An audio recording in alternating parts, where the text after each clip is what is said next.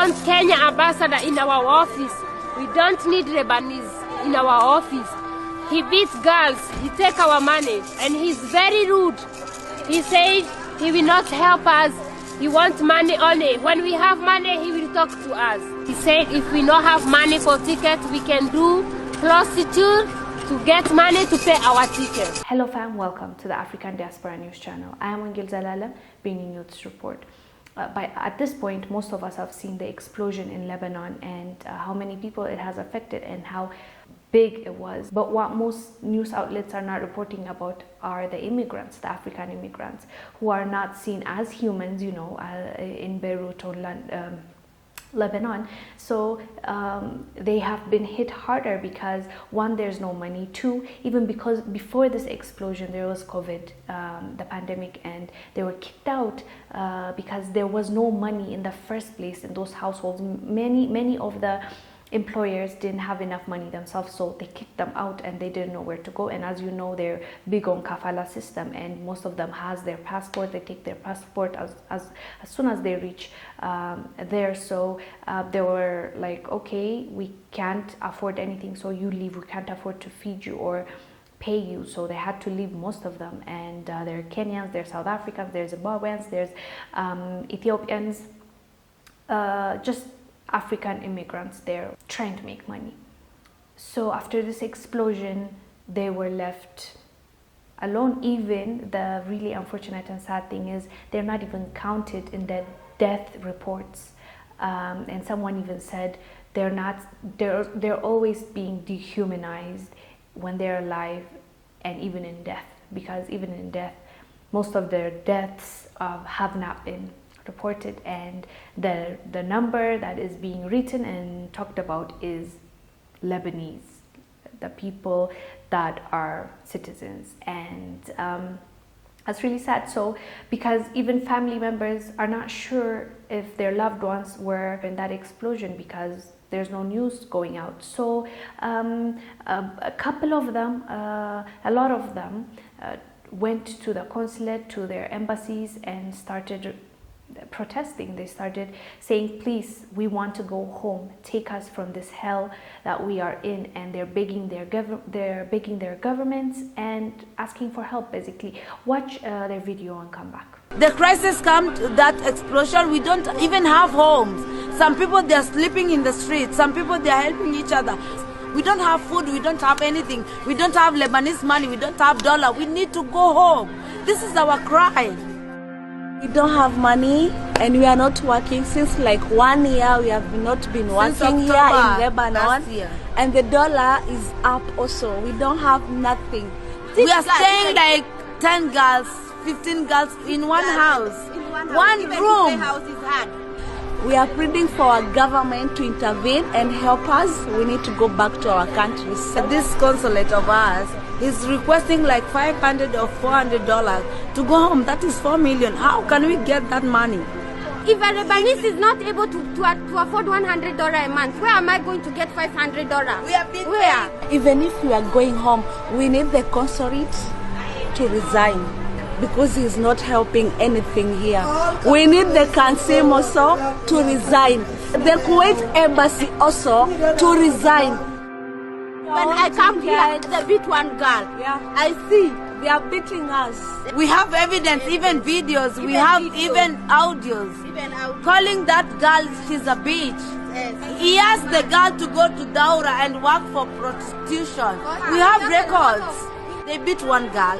She was coming here to take her money. More than one girl. They beat her. We have evidence. We can prove that. We asked for the footage, the time she entered the office and the time she lived in the office. That Kasim, he only showed us when the girl, she wanted to jump in the balcony. Why? We needed the footage to see how the girl was beaten. Even she was shocked. We want Kenya ambassador in our office. We don't need Lebanese in our office. He beats girls, he takes our money, and he's very rude. He said he will not help us. He wants money only. When we have money, he will talk to us. He said if we don't have money for tickets, we can do prostitute to get money to pay our tickets. He said we go fight customer. The government, they agree we should pay only 300 RL for us to go home. We came here to register. Our consulate said there is nothing like that happened. Wrote our names, we did everything. We did everything, but come nothing here. changed. And when we say we want to protest, they are saying we should contact our family to send us money. How? How can our family have afford? evidence. We came here because of our families.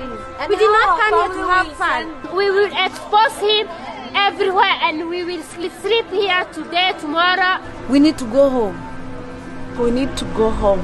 We want to go home peacefully. We don't want to do it. We want to go home. The government of Kenya, Muigai Uhuru Kenyatta, and the Deputy Prime Minister William Ruto. We need your help. We need your help, you people. Back us here in Lebanon. We need you guys.